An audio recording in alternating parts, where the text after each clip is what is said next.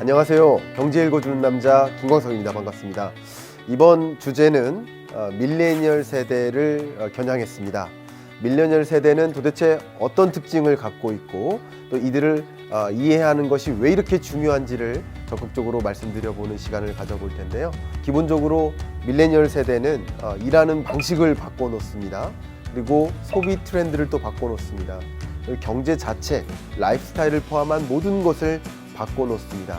이런 바뀌는 경제 하에서 우리는 또 어떻게 대응할지 고민을 해야 되는 시점입니다.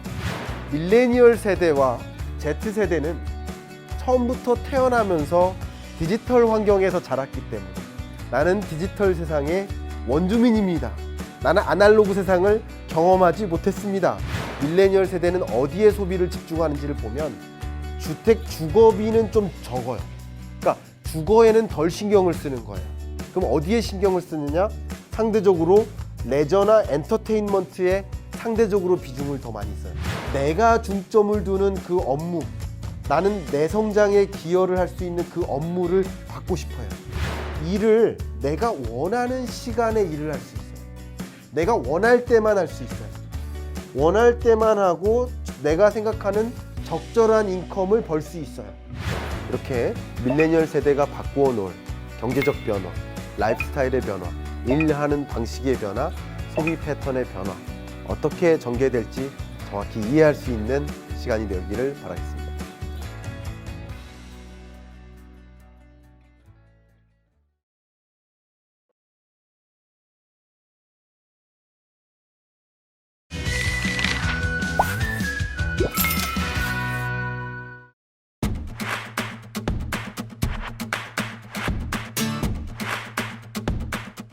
안녕하세요. 전국에 계신 경알몬 여러분, 경제 읽어주는 남자 김광석입니다. 참 코로나19 사태로 여러분 경황이 없으시리라 생각이 됩니다. 지역 경제는 물론이고 여러 경제 전반에 걸쳐서 정말 흉악한 일들이 벌어지고 있습니다. 어제 주가 다르고 오늘 주가 다르고 계속 이게 도대체 어떤 상황인가 감을 잡기가 어려운 변동폭이 높은 그런 시장이 계속 진행되고 있습니다. 그런 관점에서 제가 2020년 긴급 수정경제 전망을 발표를 했고 소위 말해서 더블딥 시나리오라는 이 주제로 여러분들께 경알몬 여러분들 입장에서 가장 쉬운 이야기로 좀 이야기를 전개해 보도록 하겠습니다. 여러분들께서 많이 주시는 질문 첫 번째는 수정경제 전망 발간하셨는데 경제 전망을 수정하는 것이 통상적인 일인가? 통상적인 일이다라는 것을 말씀드리겠습니다. 먼저 저는 이제 이 경제 전망을 대중 여러분들께 이렇게 소위 말해서 대중서를 발간하는 것이니까 지금까지는 1년에 한 번 이렇게 발표를 해왔지만 보고서로 발표를 할 때는 거의 1년에 4번 정도 평균적으로 수정을 계속 해 나가고 있습니다. IMF도 3차례 수정 전망을 합니다. 그러니까 경제 전망 보고서를 4번 발간하기 때문에 4월, 그리고 7월, 10월, 1월 이렇게 4번 발간을 하고 있기 때문에 수정 전망이 3번이나 있다라는 것을 강조해 드리고요. 한국은행도 마찬가지고 KDI를 비롯한 주요 국책기관들 그리고 현대경제연구원, LG경제연구원과 같은 민간경제연구소들도 그 실적치들을 반영하면서 수정 전망을 계속 발표를 합니다. 그리고 주요 투자은행들은 이 수정 전망을 거의 매월 이렇게 반영을 하고 있기도 합니다.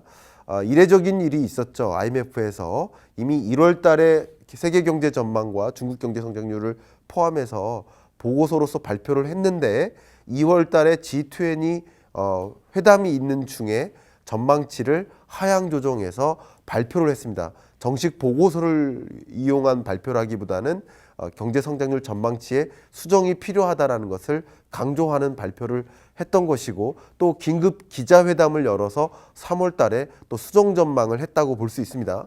역시 4월 달에 있는 수정 전망 보고서에 담긴 내용이 아니라 기자회견을 통한 구두로 수정 전망을 했다고 볼 수 있는데 여기서 시사한 바가 뭐냐면 IMF는 지난 1월 달 경제 성장률, 세계 경제 성장률을 3.3%로 봤다가 3.2%로 2월에 수정 전망했다 그러면 2020년 경제 성장률을 19년 경제 성장률 2.9%보다도 낮아질 것이다라고 3월에 기자회견을 했습니다.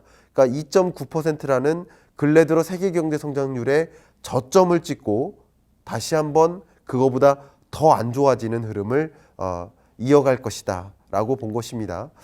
이런 수정 경제 전망이 계속 반복되고 있는데, 특히 기존의 실적치, 기존의 전제, 기존의 어떤 시나리오와 변화가 있을 때 이런 실적치들을 반영해서 하는 것이죠. 예를 들어서 누가 당선될지 모르는 그런 투표 결과도 있고, 도쿄올림픽이 개최될지도 모르는 이런 굉장히 많은 물음표들이 있습니다. 이런 것들이 실적치로 반영이 되면서 수정 전망이 되는 것이다.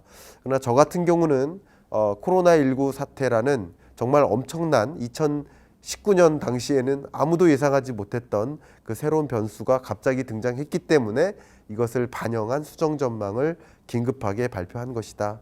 그리고 이 오마이스쿨 유료 강연에서도 그 얘기를 상세히 여러분께 전달해 드렸다고 볼 수 있겠습니다. 두 번째, 여러분들께서 주시는 많은 질문이 더블딥 시나리오라는 주제에 걸맞게 더블딥이라는 표현은 무엇이냐. 자, 2019년은 굉장히 어려운 경제였다라고 전망을 했었고, 실제 2019년 굉장히 어려웠었죠. 2020년은 그거보다는 나은 해. 그러니까 위기라는 단어를 쓰진 않았지만 2019년 굉장히 어려웠다. 위기는 아니었다. 굉장히 어려웠다. 근데 그 어려웠던 해보다 더 어려워질 것이다. 그게 바로 더블딥입니다. 이중 침체 현상인데요. 19년에 굉장히 어려웠다가 반등하는가 싶더니, 회복되는가 싶더니 다시 한번 거꾸러지는, 그래서 2019년 경제 성장률을 2.0이라고 봤고 2020년을 2.2%로, 한국 경제 성장률을요 2.2%로 정말 지지부진한 회복, 2020년도 어려운데 19년보다는 나을 것이다 라고 전망을 했는데, 이 전망치에 대폭 수정이 필요한 상황이 됐습니다. 그래서 19년이 어려웠는데 20년 회복될 것 같더니 다시 한번 꼬꾸라지는 그런 경제, 이것을 우리는 더블딥, 이중 침체 현상. 여러분 생각하시기에는 이렇게 제가 책의 모습도 그렇게 썼죠. W자가 그려지죠. 이렇게 움푹 패였다가 회복되는가 싶더니 다시 한번 움푹 패이는 그런 2020년의 경제를 더블딥이라고 표현해 본 것입니다. 또 많은 분들께서 질문 주시는 것들이 또 하나가 있는데요. 2020년 경제를 완만하게 회복될 것이라고 보았던 뷰에 커다란 변화가 생긴 겁니까? 경제 위기 오는 겁니까? 이런 질문이 있는데, 첫 번째, 경제 위기에 대한 정의를 먼저 내려야 될 것 같아요. 2019년 어려운 경제였는데 이걸 경제 위기라고 하는가? 경제 위기라고 생각하지 않습니다. 경제 위기는 2008년 글로벌 금융위기 때 우리 한국 경제 성장률이 0.8%를 기록했어요. 그리고 1997, 8년 IMF 외환위기를 경험했을 때 마이너스 5%대를 경험했습니다. 이게 바로 경제 위기에 해당되는 구간이에요. 근데 우리 경제 2.0%를 기록했는데 이게 정말 경제 위기인가? 이걸 경제 위기라고 생각하지는 않는 상황인 것이죠. 역시 2020년도 19년보다 더 어려워지는 해 맞습니다. 맞습니다만 이걸 위기라고 판단할 것인가? 위기라고 정의하진 않겠다. 저는 경제 위기라는 단어는 마이너스 성장률을 찍거나 0%대를 기록한다면 위기라고 표현할 수 있겠습니다. 그러나 이 정도는 아니다라는 것을 말씀드립니다. 그래서 경제 위기까지는 아니다. 제가 다시 한번 반복하지만 어려운 경제다, 굉장히 경기 침체 국면이다, 이렇게는 표현할 수 있습니다. 그러나 위기 상황은 아니다라는 것을 강조하고 싶고요. 물론 여러 지역 경제, 여러 산업에 걸쳐서 위기에 해당되는 면들이 굉장히 많이 나타납니다.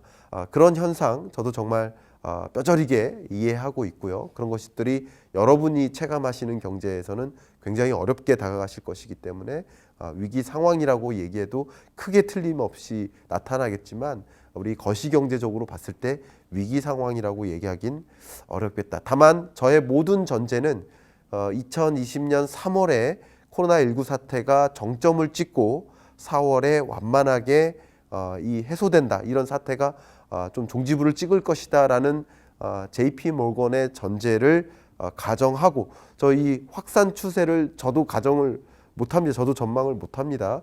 이런 것을 전제로 하고 전망한 것인데 만약에 4월, 5월, 6월 계속 확산된다면 이런 전망도 다시 한번 수정해야 될 것이고 그렇다면 우리 경제도 위기 올 수 있을 것이라고 생각을 합니다.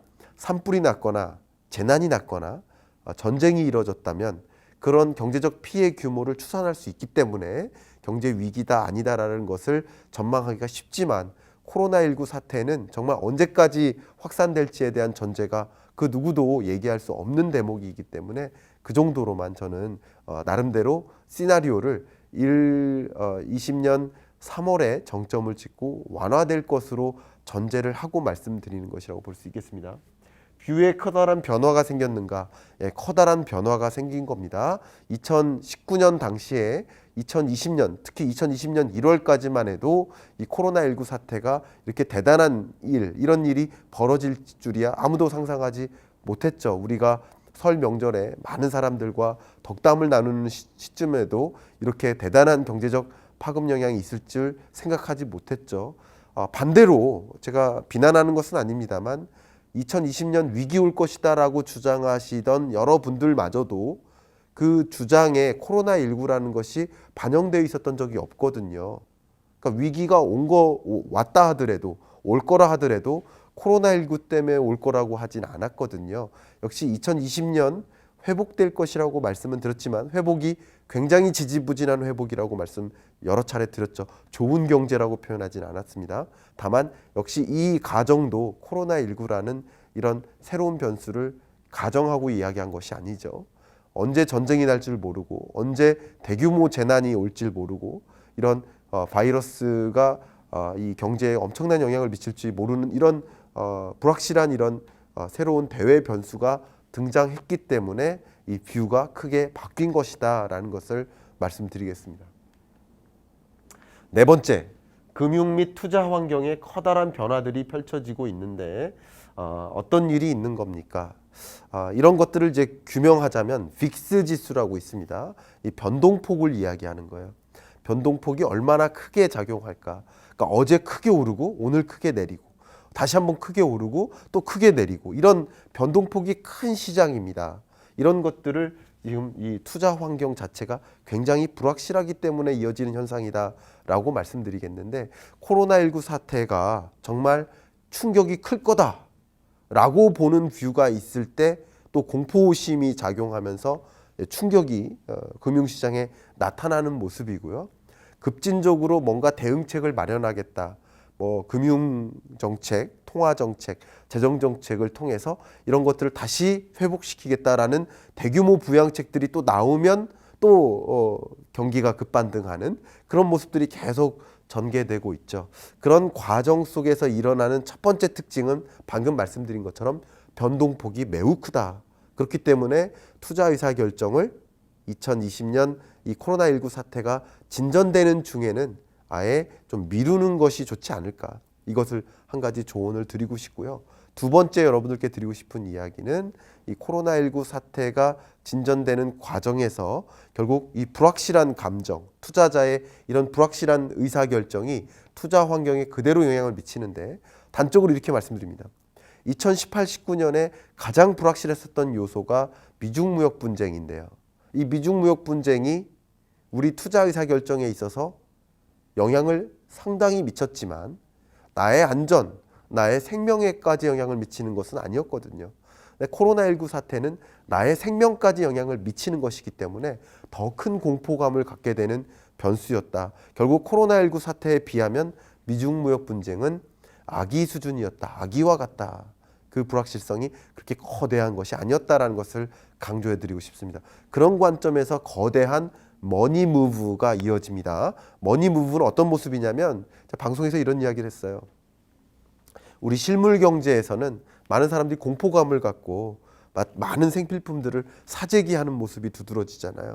그런 모습들이 마치 실물 경제에서 나타나듯이 금융이나 투자 환경에서는 완벽하게 안전한 자산을 찾아서 돈을 찾고 이동시키는 모습이 나타나고 있다. 머니 무브라고 보는 것이죠. 이런 현상을 이제 포모 현상이라고도 합니다. Fear of missing out이라고 하죠. 안전자산 선호 현상이 급격하게 진전되면서 금 가격이 크게 치솟고, 물론 엔화는 안전가 자산으로서의 이제 평가를 잃었다가 다시 한번 회복하는 모습이기도 하고, 그런 과정에서 달러화에 대한 이 강세, 이런 것들이 충분히 연결되고, 그리고 특히 미국 국채에 대한 선호 현상, 이런 것들이 이 국채 금리를 최저 수준으로 낮게 만드는 이런 금융시장의 모습들이 나타나고 있습니다. 결국 이런 것들이 공격적 투자 자산의 투자 의사 결정을 내리지 못하고, 거기서 대규모 자금을 빼고 안전자산으로 현금, 실제 현금 자산이 금융권에 있는 현금 그 저축액이 크게 늘어나는 현상도 대변해 주죠. 금 가격이라든가 엔화, 달러화, 이런 백금도 포함됩니다. 이런 여러 투자 안전자산에 대한 투자 성향이 집중되면서 일어나는 이런 모습들이다. 그러나 코로나19 사태가 진전되는 과정에서 경기 부양책이라든가 이제 완화되는 것 같아, 이런 얘기, 또 백신이라든가 치료제가 개발되는 것 같아, 그러면 또 다시 안정세를 찾고, 경기 부양책을 가동하면 또 안정세를 찾는가 하면 이 팬데믹이 올 것 같아, 뭐 이런 이야기. 어쩌면 이 방송이 나갈 때쯤이면 WHO가 팬데믹 선언을 하였을 시점이 될 수도 있습니다. 그런 과정에서 급등락이 계속 연결되는 것이다. 이렇게 정리를 하겠습니다. 마지막으로 우리 경할몬 여러분들께 특히 이 투자자 입장에서 어떻게 의사결정해야 될까요? 라고 질문을 많이 주시는데, 책에 이런 내용을 살짝 담았습니다. 말씀드리자면 앞에 말씀드렸던 것처럼 이런 변동폭이 큰 시장에서는 개인 투자자들이 승리하기가 어렵습니다. 그렇죠? 기본적으로. 그렇기 때문에 이런 장에서는 그냥 빠져나와 있으면 좋겠다. 그리고 앞에 말씀드렸던 포모 현상처럼 안전자산 선호 현상에 같이 나의 행보를 옮겨갈 필요가 있겠다라는 말씀을 한 가지 드리고요. 투자 시점은 역시 급반등이 이루어지는 시점, 과거 사스 사태, 메르스 사태도 그랬습니다. 이 공포감이 커졌다가 좀 진전되는 것 같아 하면서 이제 완화되고 종점을 찍고 다시 이제 꺼지면 다시 한번 급반등이 일어납니다. 급반등이 일어날 때 여러분 투자 의사 결정을 좀 단행하셔야 될 텐데, 그런 이야기들은 제가 다음 차시 또 다음 차시에 강조해서 설명드리겠습니다. 몇 개의 투자 유망 영역들이 있는데, 대표적으로 이제 빅테크 같은 경우, 그리고 전자 결제 시스템이라든가 ERP 시스템, 이런 투자 관점에서 여러분들 주목해야 될 몇 가지 산업이나 기술 영역들이 있습니다. 그런 부분에 대한 투자 관심을 좀 가지시면서 좀 급반등을 기대하면서 좀 투자 의사결정을 미루어 나가셨으면 하는 마음도 전해드립니다. 여러분, 많은 분들께서 수정경제 전망, 더블딥 시나리오에 걸쳐서 주시는 질문들에 대해서, 특히 이제 경할몬 여러분들께서 저한테 주시는 여러 질문들에 대해서 답변하는 시간을 좀 드렸고요. 추가적인 질문 같은 것들이 있으시다면 제 블로그에 찾아오셔서 질문 남겨주시면 제가 적극적으로 답변을 드리도록 또 하겠습니다. 이번 주 경제 읽어준 남자, 여기서 마무리하겠습니다. 감사합니다.